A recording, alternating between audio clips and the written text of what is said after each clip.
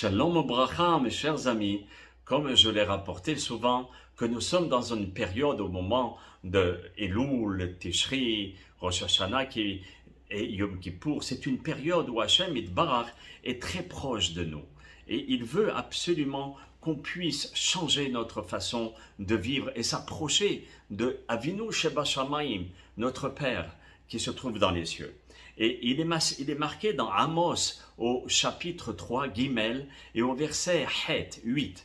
Aryeh Sha'ag Milo Ira. Lorsque le lion rugit, qui n'aurait pas peur de ce lion-là? Aryeh, c'est Aleph, Elul. Le Resh, Rosh Hashanah, de Aryeh. Et Yud de Aryeh, c'est Yom Kippour, comme vous l'avez deviné. Et le He, c'est Hoshana Rabbah. C'est les 4 parties de l'année, depuis le début de Elul jusqu'à la fin de Hoshana Rabbah, où Hachem Yitbarach, il tamponne notre dossier, il écrit des choses par l'intermédiaire des Malachim, et c'est là où il faut tout faire pour essayer d'avoir une attitude bien plus proche de la Torah. Alors vous allez me dire, mais c'est quelle sorte de peur qu'ici il faut avoir? C'est pas une question de trembler, et puis parce que là, ça décourage la personne, mais c'est d'essayer d'être conscient. Rabbeinu Yonah, dans Sha'arei Teshuvah, il nous dit, Elul, c'est vrai que c'est le mois d'un côté, Hachem, il va tout faire pour essayer de t'amener à lui, pour essayer de te faciliter la vie, pour t'ouvrir les portes. Il va tout faire. Il est là, à côté de toi. Mais si, malheureusement, Rabbeinu Yonah continue et il dit, mais si tu fais la sourde oreille et tu restes dans tes habitudes et tu fais aucun effort, aucun progrès, aucun pas pour passer de l'avant et tu restes toujours figé à être le même, malheureusement, c'est une catastrophe. J'ai vu des gens à l'âge de 18 ans, maintenant ils ont près de 40 ans, c'est toujours les mêmes. C'est une catastrophe. Et ils sont toujours avec leur même habitude et puis à profaner le Shabbat, de ne pas prendre un petit peu d'effort pour essayer de le faire, comme je vous ai dit, 1 heure dans le Shabbat. Que ce soit le vendredi soir, le samedi midi, tu prends 1 heure. Et cette heure-là, tu la voues pour Hachem Yitbarach. Nida, pareil. Tu essayes de faire la halachot Nida. Ça veut dire chacun la mitzvah qu'il désire faire et qui se dit là-dessus, ça va pas. Et donc à ce moment-là, Hachem Yitbarach, qui lui nous dit, mes chers amis, c'est lui qui nous dit, moi je vais venir à toi. Amelech Bassadeh, comme on l'a expliqué. Le roi, il est là, à côté de nous. On n'a pas besoin d'envoyer une lettre recommandée, accusée de réception et de téléphoner aux secrétaires qui nous font des barrages.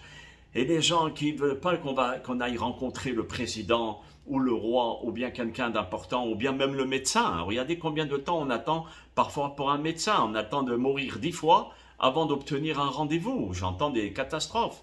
Et le médecin comme ça, les secrétaires, si on avait directement le médecin et qu'on est son ami et qu'on a des bons rapports avec lui, le médecin tout de suite il nous donne le rendez-vous.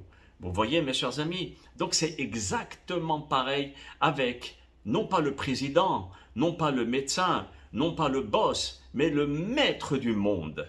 Ou à lui, il nous dit, regarde, je ne suis pas derrière mon bureau, je n'ai pas des secrétaires, tu n'as pas à téléphoner, ni m'envoyer un courrier accusé de réception, ni recommander, ni quoi que ce soit. Je suis là, devant toi, rien que bouge, fais un petit effort et je serai là pour t'écouter.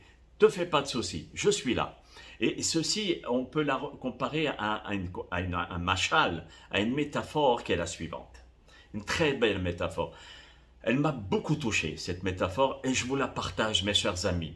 Car je vous partage toujours ce qui est le plus beau de ce que j'apprends et de ce que j'essaye d'étudier. J'essaie de vous le transmettre de façon à ce que chacun d'entre nous, vous et moi, on puisse faire plaisir à Kadosh Baruch Hu en bougeant, en faisant des actes et des actions qui feront plaisir à Kadosh Baruch Hu.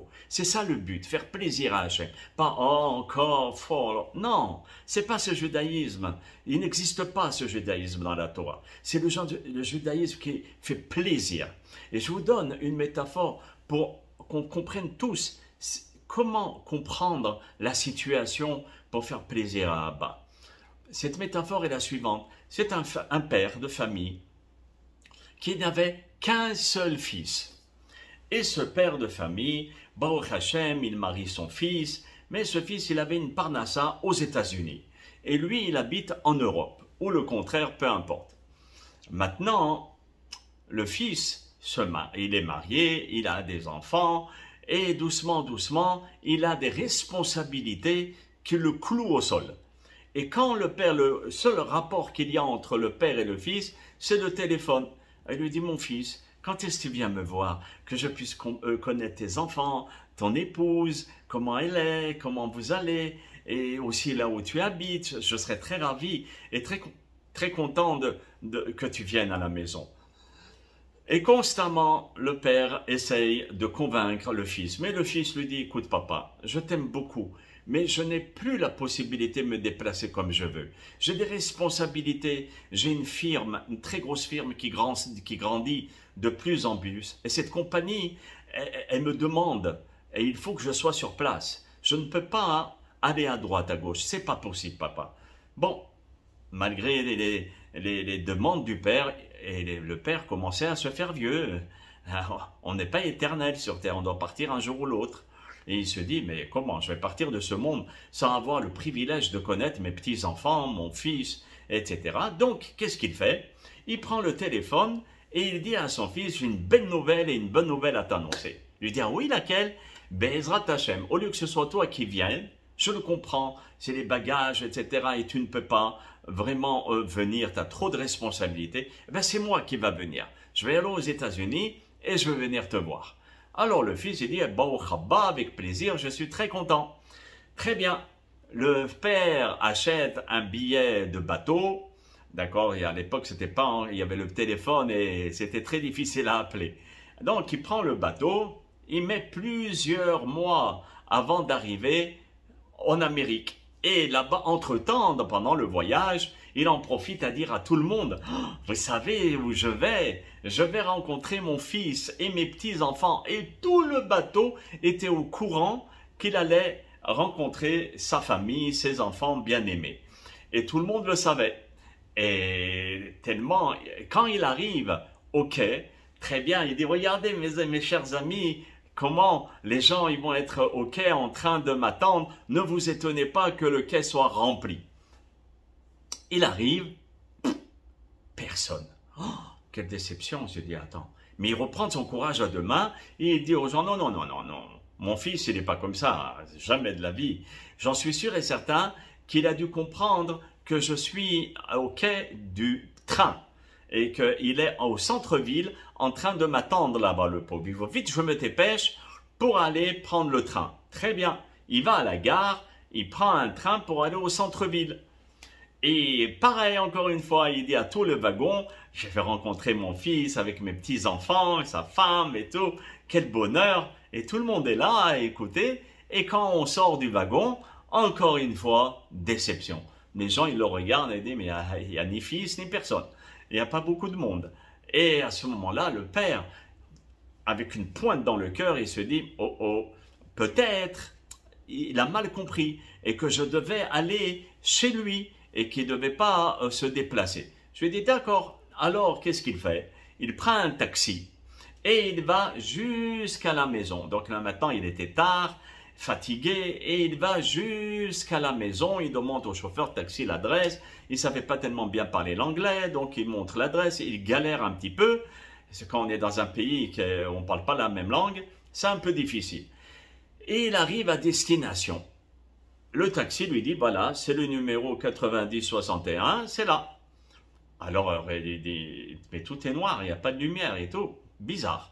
Alors, il frappe à la porte et naturellement, il dit au taxi, je vais voir mes enfants, mes petits-enfants et tout. Très bien, le chauffeur de taxi, il attend un petit peu. Et le père, il frappe à la porte, personne.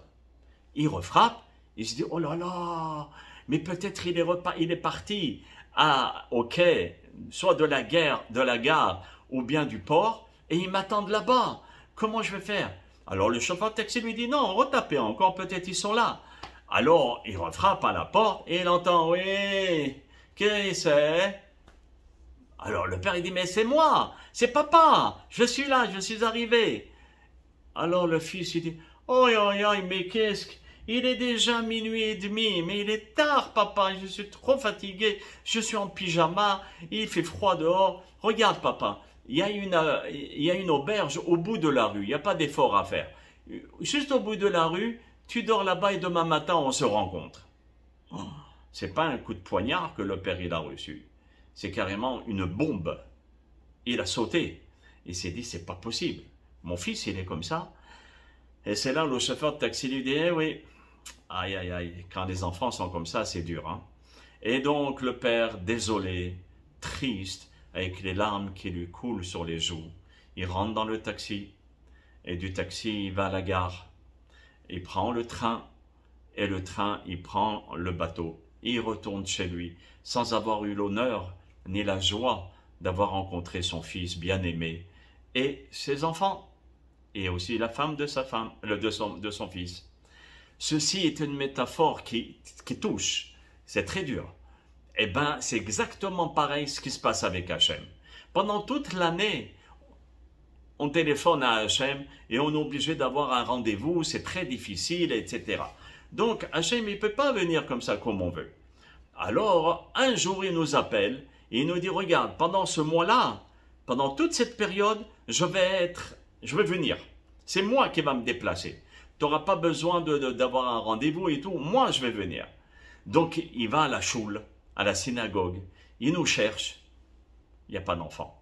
Il va au Beth Midrash, à la maison d'études. Pas d'enfant. Il va dans les endroits où peut-être on peut être susceptible à écouter un petit cours. Pas d'enfant.